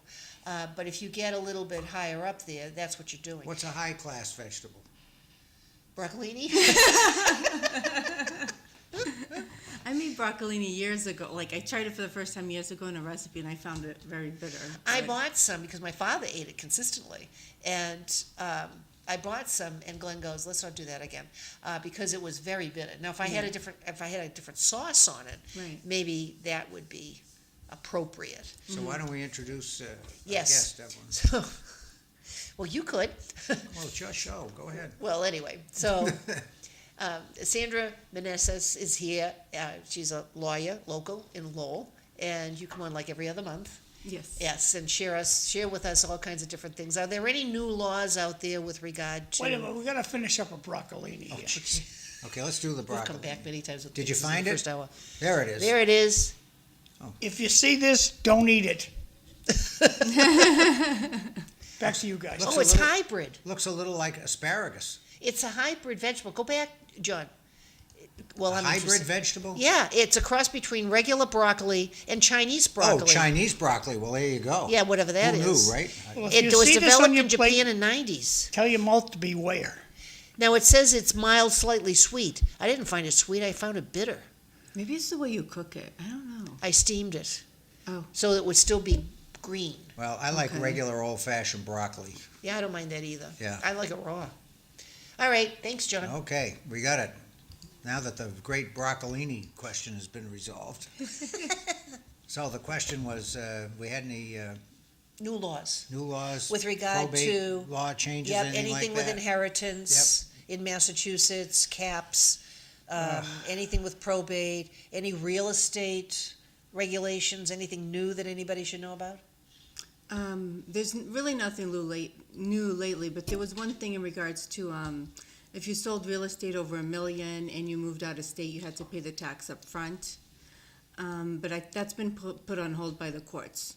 So basically, the attorney would have to hold the money, then someone would have to process paperwork with the IRS, then you'd have to send the money in, and they did that. But then a court put it on hold, so we'll wait and see what's going to happen. So this would be a federal estate tax situation? No, it would be a mass tax. Mass So it's the tax. state of Massachusetts that would Okay. want them to pay their mass tax up front before moving out of state. But that's if you sold the property and made over $1 million. Sold the Okay. property for over $1 million. Which it's getting up there, generally speaking, in Right. most of the, Yeah, in the right. suburbs. So it Average, would be average like single anybody and family, everybody. average single-family home value in Chelmsford is close to $700,000 right now. Yeah. Yeah, so- Everything's still Yeah. really high. Yeah, there was an article I read yesterday that said that the average home in New Hampshire is 600,000. And I think that kind of goes beyond people's expectations when they decide to go there. Well, then that's skewed, again, that's an average, because if you stay 40 miles from the border, near Massachusetts, the average value's a lot higher. It's the ones in the north Right, but that they bring the averaged it out value over the down. whole state. Yeah. Right. Yeah. That's why a lot of people want to move to New Hampshire. The property value is a lot, the purchase price is a lot lower, there's more land, and you can avoid self-employment tax, or mass state tax a lot of times. Yeah. Yeah, So- the income tax. Yeah, the income tax, so that's why people like to move there. But they only avoid the income tax if they work in that state. Exactly, if you work in the state. If you work in Massachusetts, you still have to pay the income Correct. Yep, tax. correct. Or And if then- you work in New Hampshire and live in Mass, you still pay the Mass Yeah. income. So they You get still you, pay it. they get you both ways. Right. And then, if you are getting closer to dying, we'll talk about dying, leaving this world, there are financial advisors out there telling people in Massachusetts to move to New Hampshire because it won't benefit the person that is moving, but it will benefit their beneficiaries because the inheritance tax, there isn't one in New Hampshire. You have a federal, but in Massachusetts, it's 2 million? think it's at 3 right now. It's like Oh, is it? 3.5. It's pretty high in Massachusetts. Yeah, my brother just died last year, and a year ago, I think it was 2 million at that point. Right. The estate, anything valued less than 2 million, so his estate was less than 2 million, and so there was no liability there. So there's a couple of questions that had come up to me recently. One is, can you make the funeral home the beneficiary of a life insurance policy? Yep. Yes, you can. You have to make him owner we know as well. From the expert. You can, yeah. You have to make the funeral home the owner of the policy and the beneficiary. And Okay. then how soon do you do that? While the person's still living, you can't do that after the person passes for whoever it goes to? They can't deed Well, it it's to? no longer an insurance policy after they pass away. So they It can't has to deed be it? processed. You can't add to it, subtract to it, change So the ownership. policy has to be taken out in the name of the funeral home as the owner, right? No, okay, well, say for instance, Sam's got a policy and it's $1 million, okay? And the nursing home wants him to cash that in to pay for his care. He can make the funeral home the owner of his policy. Then he doesn't own it anymore. Right. But the same thing is, if you made your sister the owner 10 years ago, you wouldn't own it. Right. So that's why you gotta go and talk to a lawyer, Right. like Sandra, Exactly. 10 years before you go to the nursing home, so they don't suck up all your money. And I love nursing homes, they're nice people, but you know what happens when you go from private pay to being on welfare? Nothing. You get the same soup, same care, same bed. Nothing changes. And the other thing is, you can prepay your funeral expenses and all that too. Like, that's a way to buy down your assets, is by going ahead, paying for all your funeral arrangements and all that stuff before you even go in. If you Well, know all you're that gonna stuff, go in, I think, Sandra, means the get-together afterwards, the flowers you need, if somebody has to Yeah. fly up from Colorado, we can pay for their airfare. There's all kinds of loopholes we can take advantage of to chew up your money so the nursing home doesn't get it. right? But it has to be done before 5 years because of the 5-year look back. No, from that. it can be done the day Yeah, before. it can be done during the 5 years because I think they see it as a necessity. It's something you need. And it also depends on who's filling out your paperwork. I mean, I've noticed with a couple of Bottom people. line is, don't try to There's figure this problems. stuff out yourself. No, there's Go to people a out there professional today. like Sandra, because this stuff is complicated. You need professional advice on what to do. Well, it also takes a lot of burden off the person. Yeah. If you have the finances to be able to pay Right. an attorney to do this, it Money well releases a spent. lot of stress. It is, because the people you leave behind, it's a lot for them. If you leave, I mean, having to, deal with selling your home, or then there's a mass health lien, and dealing with all your other assets, divide them, it's a lot of work. And I think the fact that you're grieving too it makes it even tougher. And if you're also, dealing with someone that has then died, then you have an estate, if anything's left, if you're not on Mass Health.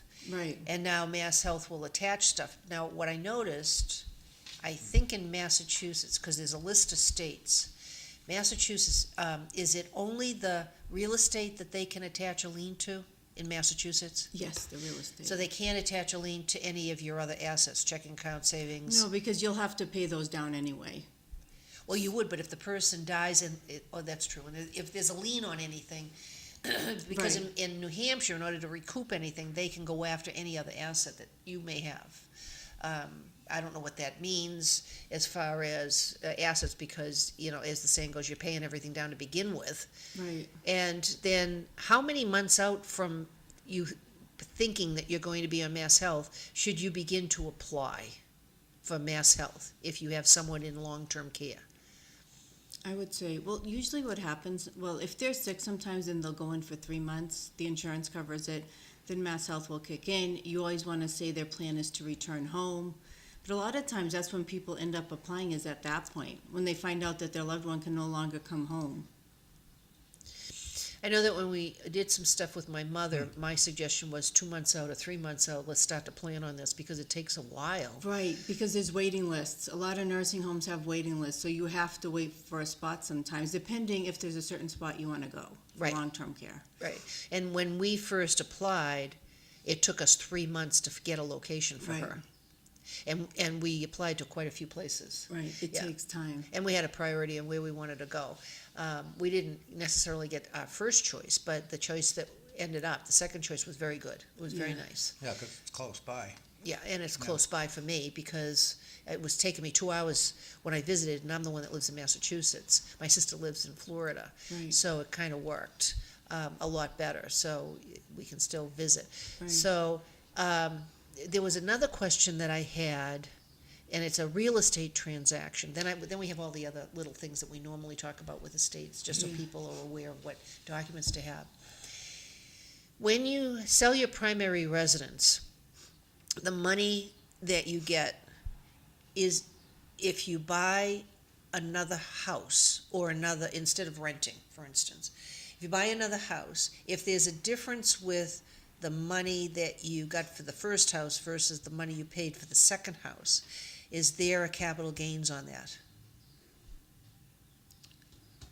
If the difference in the money that you pay So- for the so I first have one- money So you left sell over. $1 million home and you buy Buy a a- $600,000 home. And I got 400,000 And you left. have 400,000. Do I pay a capital gains on the 400,000? You shouldn't. I think there's a cap like at 500, but you shouldn't pay just because there's money left over in buying the second house. Okay, so then, the next question is, if I have a transition, I want to build a house, but I can't sell my house because I have no place to go until I finish building the house. What are you talking about? You got 3 kids you can sponge off of. That's not the point. Oh, okay. So, because I'm not looking at it that way. All right, I'm just. I know that one son wants me to move in. He wants to build an in-law apartment, and Nice. Ma, come live with us, because he understands how this works. And he's trying to take care of his parents, I guess. I may take him up on that if you don't. Anyway, I said, no, I'd really like my own place. But say I'm going to now have another, What have we got today? oh, that is the Swedish apple pie, and I put some whipped cream on the top of it for you. That's good stuff. Beautiful, thank you. Good stuff. Lots of cinnamon in it, very good for your diet. So if I'm building a house, but I haven't sold the original residence, okay, and I'm using money out of my savings or investments for the house I'm buying, when I sell my original house, can I put that money in to pay off the mortgage and/or all the money that I've borrowed within, is there a timeline that I can do that? You know, like, that would go like into, say, an escrow account. The escrow Right. account would pay for this once I get that, because I've already built it. It's all done to move in. I've moved everything in. I put this on the market. Now, whatever money is, I can then put it into that primary residence to pay off everything? Yes, you can. Is there a timeline? But just keep in mind, I think it depends on what type of investment account you have, because some of them have a short period that you have to put the money back in. Yes. I understood that part. I just was wondering just simply about taking the money from point A and applying it to point No, B. there's no time frame.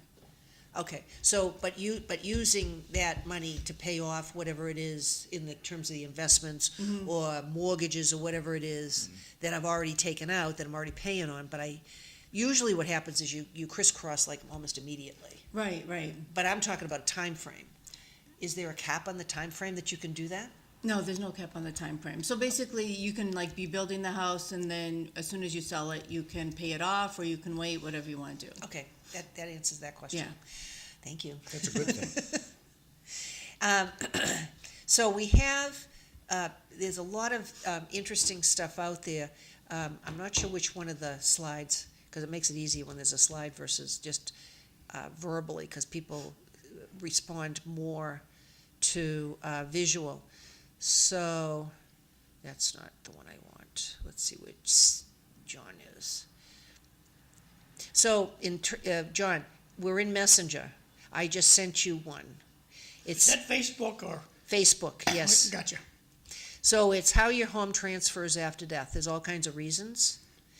And if he gets this up, it makes it easier. We've talked about this before, but Yeah. you never know if there's new people out there. And then I have a question about what they, Or old people like me that forget what we said the last time. right. So if he gets that up, that was one of the things that I saw. I had sent him a whole lot of stuff, but I send so much stuff, it's kind of interesting to try to figure out how to do. I think, Get him to access. just general advice from somebody who's just gone through Does this. it say Linda Ball on it? Yes, When you get older, please give some thought to planning for your demise. well, that's another one of the slides. And your estate, because you don't want to be in a situation where you haven't decided where you want to be buried. You don't know what's going where. This is, you need to get that stuff sorted out before you die. Because it puts a tremendous burden on your heirs and your relatives, because it all has to be dealt with. Right, and you You wanna know? make sure they know what you have, where everything is. Because a lot of times what happens is someone passes, they don't know where their parents' stuff is, they're looking all over the place. I just Trying to went- see if they have a will or a trust. Just went through that with my brother. Just went through it. I mean, we for 2 years before he died, he was in tough shape. We said, write the stuff down, let us know, we want to help, blah, blah, blah, and he didn't do anything. So, I Yeah. mean, it was just a tremendous amount of effort to try to reconstruct all that stuff. Yeah, it's a lot Yeah, of work. yeah. And even if you do leave an estate, it's good to leave an estate plan because it leaves everything laid out for your loved ones so Exactly. they know where everything is and what they need to do. Exactly. Because sometimes, even with an estate plan, it's a lot of work sometimes. It is. You know? So after we do this one, then I have another slide that will address what you just said.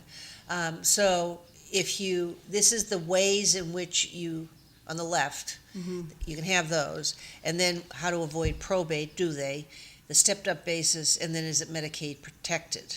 But on the bottom, I mean, some of these revocable trusts, I mean, we have that, the joint tenancy, transferred on death. What's TOD stand for? Transfer on death. And so the beneficiary is named directly. There's a couple of other innuendos there. But what is a ladybird deed? Ladybird deed, We wow. don't really do ladybird deeds in Massachusetts. Never heard of that. Or transfer on death deeds. So basically, we don't do transfer on death deeds, but what we do is like a life estate deed. So for instance, it would okay. mean the house is yours for your life, so you live there for your life, and then after you pass, it goes directly to whoever you name as the beneficiaries. But the beneficiaries are considered future remainder man, that's the legal term. So if someone sues them, since they're considered a future owner of the home, then they could put a lien on the home. So that's one thing you have to be careful of if you do a life estate deed. And the other thing is, if you do decide to sell your house, then your kids have to sign. So if you have 5 or 6 kids, it gets very complicated, because they might not all agree that you can sell the home, so. Right. And you also have where, if the person dies, then the house goes to whoever else is on the deed, and Yeah. there's no lien at all, because then that person has given up all interest They in have. the real estate. Right, the only time thing changes if they go to the nursing home and sell the home while they're in there, then that changes. Right. Well, Yeah. that's what we did with my mother, simply because my sister said, okay, let's just sell the house so we don't have any, because what were we gonna do with it? Right. Because she's also, it's now would have been like another 2 years, and what were we gonna do with a piece of property that is more than an hour away from me, and she's in another state Right, it completely, becomes so it hard. worked. And obviously Mass Health, the nursing home, Mass Health got all her share of the money. Right, because if it's a life estate deed, there's a certain chart that the Mass Health goes by in a formula, and it's a percentage based on the life expectancy of the life tenant. So the next one, John, that I sent you, I got some text. oh, good. We'll do that first. When he can get them up. There's a little bit of a room issue here. We can get rid of We this. can always talk about food. And the weather. Well, I guess while John's doing that, we can go over the three types of deeds and how you can hold title. Okay. So basically, there's 3 ways you can hold title. So generally, if you're married, you hold as husband and wife, tenants by the entirety. And that means if one passes, the home is directly 100% the other person's. And then if you're not married, it's and you want it to go that way, to be distributed that way, then it's joint tenants with rights of survivorship. So what happens is if two people own the home jointly in that way, then if one passes, the home is entirely the other person's. And then there's tenants in common, which means, so if two people own a home, tenants in common, and one of them passes, it trickles down to their heirs or next of kin, instead of going to the other person. And one thing you want to be careful of is if you have more than one home and you're married, then just one person owns the home. Because if then something were to happen to that person, then that has to go through probate in order to be transferred to your spouse, which in some instances have happened where people just don't think of it, and then for some reason they decide to put one home in like either only the husband's or the wife's name, then something happens and then it has to go through probate in order to be in order to go to the wife or husband. I've seen cases, and you say, well, why would a married couple do that? But I've seen cases where one of the partners is being sued, and Sometimes- they will transfer the home ownership into the party Right. who's not being sued. Right. Yeah, so that does happen. Yeah. It does happen, but just Yeah. something to keep in mind. And sometimes it works with divorce too, depending upon what you have. Yeah, Some studies indicate that daily cinnamon consumption, usually 1.5 to 2 grams or about Oh, a teaspoon that's for interesting. 8 weeks or more, can modestly reduce both systolic and diastolic blood pressure. Yeah, there's a lot of studies on cinnamon and how they're good for your health. Yeah, and there's 2 types of cinnamon, so there's only one that's a good one. I think It's it's a good the question, yeah. Ceylon one. Let's say I have to go to the nursing home. Doesn't my wife own my assets, or does the state grab them? We've talked about that too, so. I'll Yeah, let it you handle depends on whether all your assets are owned jointly with your wife. If Ne- they're owned Well, individually, let's say that they are. Mhm. Can the state get it, or does my wife, or No, does the your guy's state- wife get everything? no. So basically, if you own all your assets jointly, of course, if one passes, it goes to the other, but then you have the issue if a spouse does end up in long-term care. So if one does end up in long-term care, you have the right to the home, and I think it's about $168,000 in the bank, and then the nursing home would, of course, get the rest. Okay, thank you. Now, if the person that is living in the home dies and it goes to the wife, does Mass Health then review that and they stop payment so that now you pick up payment out of the money, or do they apply a lien to whatever those assets are? How does that work? Okay, so basically, if you pass and the wife's in the nursing home, so the home goes to her, of course. Yes. Well, they would put a lien on the home. That's how they would do it. So if the house is in the wife's name only, then they would put a lien on the home. Yeah, but if it was owned jointly and one dies, and Then it would mean that the wife owns it now, so they would lien the home.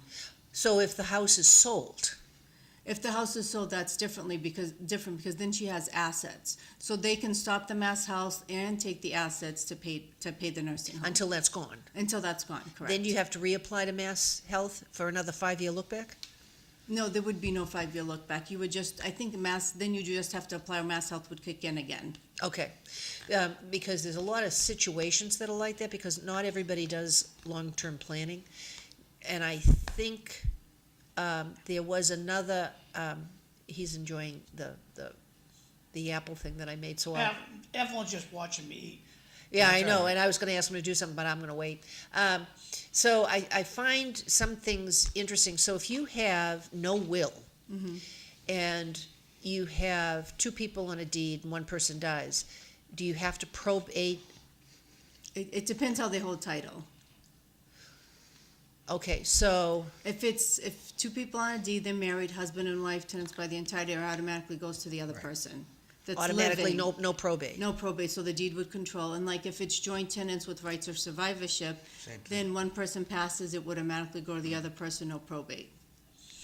And the only time you'd probate is if there was tenants in common. We have I to don't deal, have no we have to idea. deal with that. Oh, tenants in common just means, so if one person passes, then it goes down to their heirs. Right, we have to deal with that in the assessor's office Yeah. all the time. Now, if one person passes, it goes to the heirs, do they have to be named? No, that's why probate would kick in. So then, if there were children, Mm-hmm. then that half would go to the children, the wife still has her half. Only if the husband, it's rare, very rare that a husband and wife would own tenants in common. Oh, no, you never No, see that. because they have the same, yeah, you never see You that. never see that. So, You never know. Some people will do stuff and it can be crazy. Well, there are a lot of people shacking up nowadays.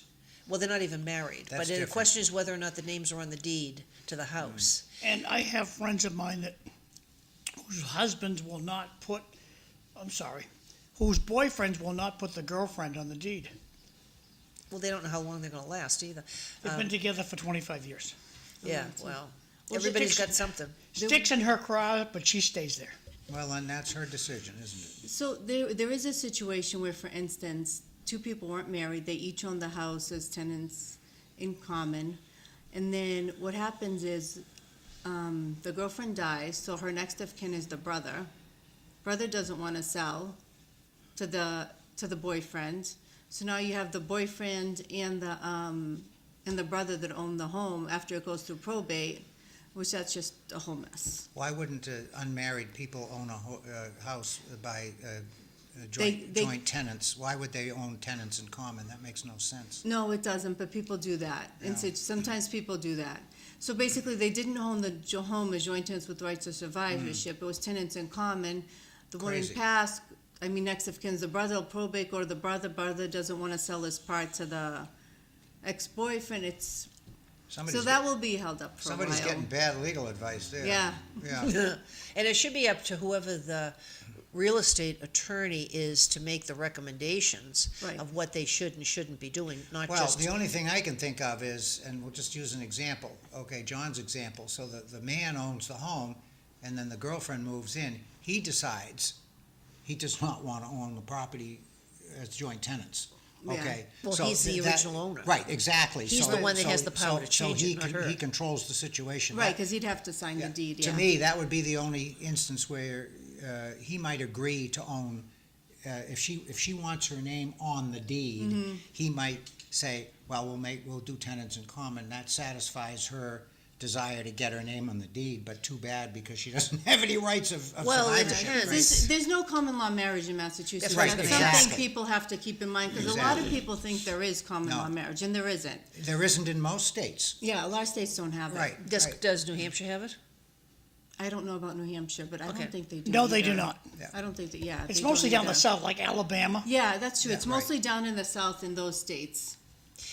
Yeah, because the person that lives with somebody for 25 years. And it's all on word. How do you prove you've been shacking up for 25 years? Oh, you have, basically, there's a lot you have to prove, like bills together, that you have been, showing to the public and family members that you are living together and you're in a relationship. Yeah, you could have cards, Yeah. a wedding ring that's only Yeah. symbolic. Right. Yeah. There's a whole bunch of case law on it. Benjamin Franklin and his wife were common law. They were never formally married. Yeah. A lot of people don't know that. Just thought I'd throw that out there. They probably had common law marriage back then. They did, and Yeah. this was before we were a country, so Yeah. it was in English, based on They- the English law, right? Sometimes there's formalities and sometimes there aren't. So, John, I sent you another slide which goes back to In discuss- Facebook or, on Facebook Messenger. okay. Yeah, that whole, we see the deeds all the time in the assessor's office. Oh, and- yeah. And I sit there and I scratch my head and I'm saying, these people are getting bad legal advice, Yeah, or 'cause- no legal advice, I guess, I don't know. It's just, interesting, so. Facebook's mad at me. Okay, well, anyway, what it was, It won't let me close the other slide because I left it open too long. But what did you do to Facebook to make them so mad at you? I think I left the slide open too long Oh, well, and you they got can't do ticked that. off. so there's a whole list of things which is on this slide. And what it is if something happened tomorrow, can your family find what they need? So obviously, you should have all of your documents in one location, and you should let whoever the executor is know where they are. Right. So you have all of these different things that you can address. Now, Right. Let me ask you a crazy question. So, of course, for most of my life, the person in charge of the estate was called the executor, or if it were a female, executrix. Right, Okay. right. When did Massachusetts change that to personal representative? I don't remember the exact year. It was a few years ago. Fairly recently, right? It's been maybe 10 years or 10 more. years, okay. Yeah, maybe over 10. But it was when they adopted the Uniform Probate Code that they changed it to personal representative. Now, was there any legal significance to one term versus another? No, It's just that one is correct now and the other is not? Exactly. All right, okay. And now we have formal, informal probate, something that we Mm-hmm. didn't have before the Uniform Probate Code, and so formal probate would mean that the judge or magistrate would have to review and approve everything. Informal means they don't, that you can just file it and get it signed off on. That's what and we how did, much of that's this what do we you did with want? my brother. We had the Yeah. informal probate. Most people do. Scroll down, And it was, scroll down to the, If It- your will gets contested, There you then go. it turns into. it was actually pretty Right there. painless. Yeah, Our problem was that my brother owned real estate in Florida, yeah, and their laws are really screwy. I mean, in terms of probate and everything else. And he had named his friend as personal representative. right.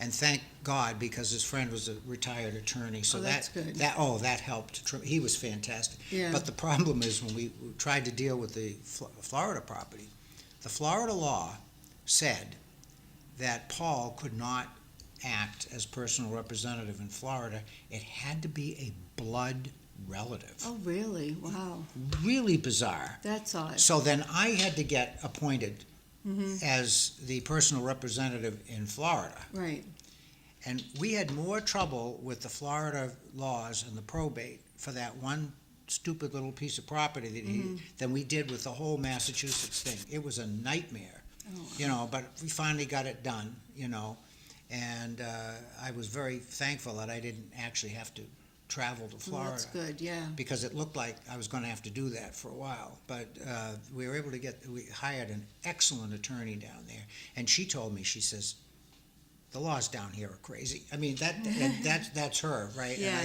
And her whole thing was, the reason they make it so complicated is because there are so many people who own real estate in Florida that are not residents. Right. And so they gear the law to that situation, and so they're super, super careful about That the probably makes- disposition of right. assets and so forth. So that was the explanation Yeah, we because got. there could be an opportunity for fraud, you know what I mean? Exactly. Someone, non-family member That- shows up, says that's they're personal exactly representative, yeah. Right. Oh, and the stuff that I had to sign off on. I mean, I read through all that stuff and I said, Mm-hmm. boy, I'll tell you, they've got every possible contingency covered Yeah. to try to avoid a fraudulent exercise. Yeah, it's probably happened Yeah. in the past, Yeah. yeah. So it was very, very interesting. John, when you wanted to talk about this? Yeah. yes. So we were talking earlier about all the different things that you need. And Yeah. so a lot of people, they have everything, but they don't have it all in one place. Mhm. So you can address, each of these if you can see it. Yeah, that's actually a good point. Can we see it? If you just enlarge it Put just my a little bit glasses if you on. can. I didn't bring the other. I didn't know what you. There we go. There you go. Perfect. Yeah, You so we wanted to start with zoom one. on- You've got Good. last will and testament. Yes, and then, well, you wanna know where the last will and testament is, the most current one. Powers of attorney, healthcare proxy. So the power of attorney and healthcare proxy are mostly when you're alive and become incapacitated. After you pass, they're no longer valid. So the power of attorney would cover all your financial matters, and then healthcare proxy would be all your health matters. But then I see up there insurance policies, password and digital access, property documents, which are all important because you want to know if they have any like life insurance policies or any type of insurance policies. Password and digital access is good to know too, so you can access their and the online accounts they have. Yeah, because you may have charge cards Right, online. exactly. You've got house and car insurances. There may be other types of things that you want to have passwords for so that Right. somebody has an access to it. Because Not like listed here is changing the deceased address to your home address. right. And put the deceased name on your mailbox. So your hot rocks get everything done for the first 60 days, then you throttle back, and they're still getting mail. But if the mail comes to your house, you can see that they have a Christmas club account, that maybe they're going to get one notification a year. So it's important, and you have to renew the address change every 6 months. And the other thing with some of that is not to cancel health insurance right away. You let it go at least a month in case there's other bills that come in. Right, that's true, yep. So Good people have to point. remember that they should not be canceling the health insurance, and you shouldn't be liquidating the bank accounts, because the bank accounts can then pay for whatever the other bills are that are out there, and it's not coming out of your own personal finances. Right, So- just keep in mind, because the durable power of attorney is no longer good, if the bank account's owned individual, then you have to be appointed personal representative to be Right. able to do that. Right. Unless it's in a trust and you're a trustee, then you can go ahead Right. and do what you need. And then if you pay out of pocket, for instance, if you don't have access to the bank account and you decide to pay bills out of pocket for someone that passed, then you can get reimbursed from the estate.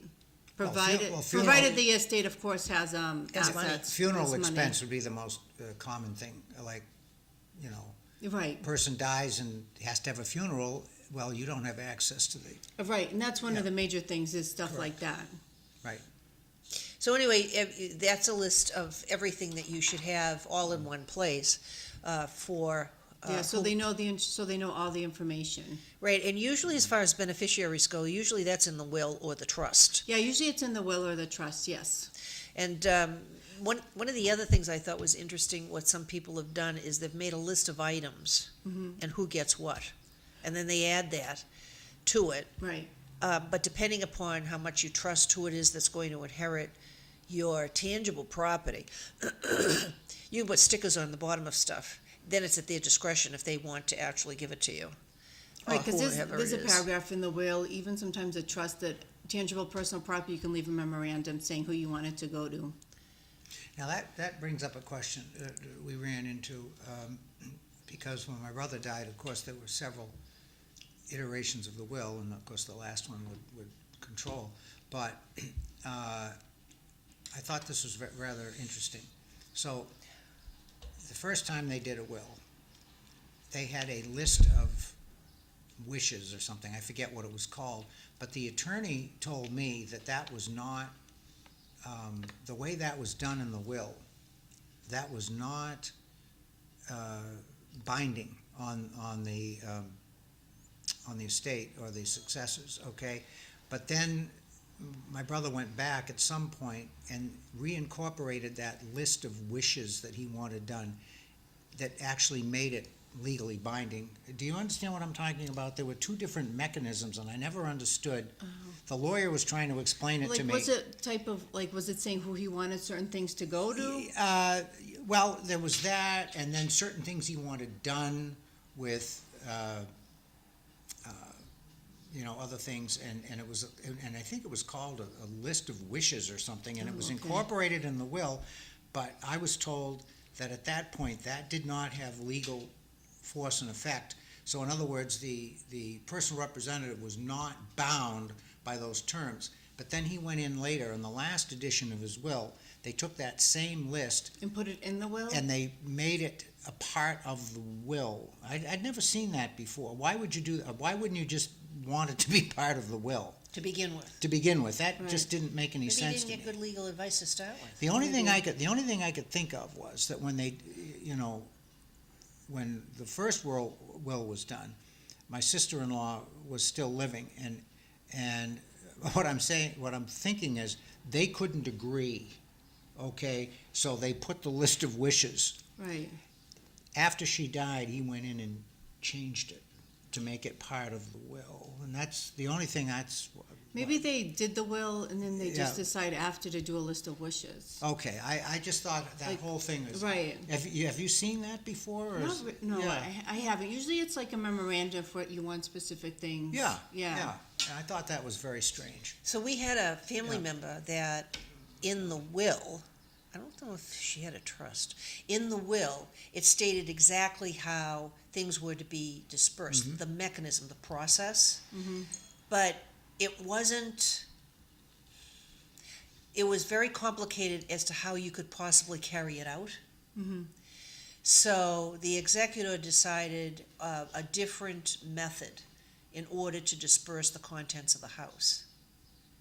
And pretty much the beneficiaries, except for one, agreed to it. So it changed what her wishes were, but everybody got what they wanted, or because they made a list, Okay. and there was no crossover. So there wasn't too much contention, That's good. and nobody, and because the process was changed, then there was one that wanted to sue for it. But in the wording, it did say that if anyone contested the will for any reason, they would be disinherited and their share would be distributed amongst those who didn't sue. Right. And that's why there was no contention to And what so was that decided. that was in full force and effect, that was legally binding Right. in the So- parties, That right? was legally binding, but Yeah. someone could still try. Oh, they always can try. They always can try and file in court, but yeah, typically we put that language in a will, Hmm. so that way it deters whoever it is that wants to contest the will from contesting. Right. Because once you contest it, it's in court forever, and it's just, Well, it costs a lot of money. Yeah, on all exactly. parts. And when you have history of an individual Yeah. that actually has done it before, then you put it in there to prevent that individual from doing it again. exactly. Even if that person Now, isn't that's a good named, point. they can contest it on any kind of a basis about exclusion. That would be also, you'd probably put in a will that if there's certain people you think are thinking they're going to get something, you can do a dollar, you can inherit $1, you now are, Yeah, typically they advise you not to leave $1, just not to leave anything, or you can also put in there that person gets nothing. that was your choice. Or you Yeah. can put in the will, I've seen this done, you can put in the will that the person will get a nominal thing of no value that you own, like, you Yeah. can say, you don't like your sister, so you go through the whole will and you say, the sister gets any photographs that I have. Okay, well, that's not Yeah, because the something thing is, that- I think yeah. when you leave $1 in consideration, then you open it up Right, Okay. to exactly. a beneficiary of the will, and then contesting it and all that Yeah. stuff. Yeah, in terms of, Sandra, what do you do if the individual leaves a grandfather clock that's been in the family for 5,000 years, and the clock is stolen? Can that individual sue the estate for the value of that clock? because they lost it. Well, when you are the executor of the will, you have to protect the property. And if somebody steals that grandfather clock, and you were supposed to be the heir of that clock, Steals it after the person died? Yeah. Okay, all right. They could sue the estate for the value of the clock. so that's why it's important. You got to protect the assets. You got to make sure the home is still insured. Yeah, Because then I'm sure people will start to say, was it really stolen, or did someone take it? yeah, well, that's a good point. Both are true, but still, But I'm you're missing. right. I'm missing a clock. I'm You suing are, the so yeah, estate. you could sue Yeah. the estate for the value of the clock. Last text of the day. You gotta, Okay. yeah, you gotta keep the insurance on the property. It was correctly stated by the panel that there are two types of cinnamon, cassia and Ceylon, and only Ceylon or Ceylon is the healthiest and can be bought at Market Basket under the brand Simply Organic in their baking and spices aisle. Unfortunately, McCormick brand is not the healthy Well, now, one. that's good to know. Oh, yeah. All you wanted to know about cinnamon, but didn't ask. Well, I right? looked it all up anyway Yeah. beforehand. I mean, if we're looking at what you should take and what you don't I actually take. didn't know that, yeah. Yeah, there's two types of that, and then there was some other stuff that I looked up, which I was looking at how to naturally lower your blood pressure, and one of the things was oil. Don't get into a political discussion. Well, this is regardless. One was oil of oregano. I mean, there's other things that you can do, and there's other things you can take, and that was something I had never heard of. However, it says if you're taking oil of oregano, because you only take 1 or 2 pills a day, do not take your high blood pressure medication because it'll drop it dramatically. So I thought that was kind of an interesting thing. Oil Then of a oregano. lot of people take CoQ10, and I have not I want to have an appointment with my cardiologist to ask questions, but I haven't got around to doing that yet, in that the physical state of taking a liquid CoQ10 versus taking a pill, the liquid is absorbed better in your system than the pill. So what end up, just for a minute here, is to say if you're taking supplements, there's the time of day that you can take them with or without food, Right. and there's certain types of, like for instance, magnesium that you shouldn't be taken, and certain types that you do take for particular reasons. So you want to take a look at all of those things, and basically you need a spreadsheet to be able to know what to do and what not to do and when to do it. Depressing.